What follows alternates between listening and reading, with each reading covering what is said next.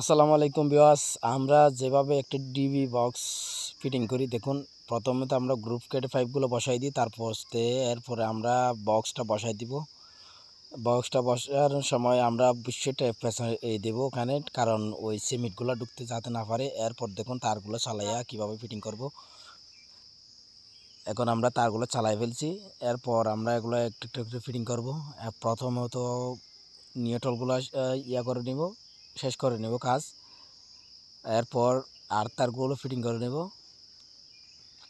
এগুলো সেটিং করার পর মিটার দিয়ে অথবা টেস্টার দিয়ে টেস্ট করে কোন রুমের কোন তার এটা আমরা টেস্ট করে এরপর সার্কিট ব্রেকার বসাই দেব।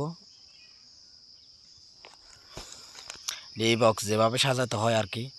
এখন আমরা আর তারগুলো লাগাই। একটা ডিবি বক্স খুব সুন্দরভাবে সেটিং করতে হয়, যেগুলো তারগুলো যাতে অন্য সময় কোনো টেকনিশিয়ান এসে যদি কাজ করে যাতে ভালোভাবে কাজ করতে পারে। তারগুলো একটু খুব ভালোভাবেই রাখবেন, কোনটা কোথাকার তার এটা যাতে বুঝতে পারে সহজে। যদি না বুঝে সে একটু এলোমেলো করে ফেললে এরপরে আর ওটা গোছানো যায় না। তো সেই জন্য আমরা এখন একটু খুব সুন্দর করে প্রত্যেকটা তার চিহ্নিত করে ভালোভাবে লাগিয়ে দেব, যাতে সহজভাবে কাজ করা যায়। তো এখন আমরা আর তারগুলো লাগাবো।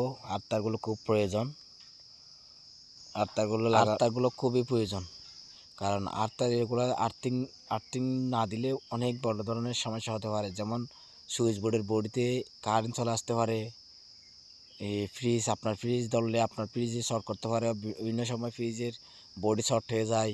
আপনার রাইস কুকার, আপনার এই হিটার, এগুলা খুব ঝুঁকিপূর্ণ। আর তারগুলো ব্যবহার করবেন খুব সঠিক নিয়মে। আপনি আর্থিং রডটা মাটিতে প্রয়োগ করবেন। এটা অনেকেই আবার কিন্তু নিউট্রালের সাথে অ্যাড করে দেয়, এটা কিন্তু ভুল। কোনো সময় যদি নিউট্রাল ফিল হয়ে যায় তখন পেজটা নিউট্রালে চলে আসে, তখন কিন্তু ওই পেজটা একেবারে আর তার চলে গিয়ে প্রত্যেকটা আপনার বাড়ির ডিভাইসে কি হয়ে যায় দেখেন। আমরা সেটিং করে ফেলছি খুব সুন্দরভাবে।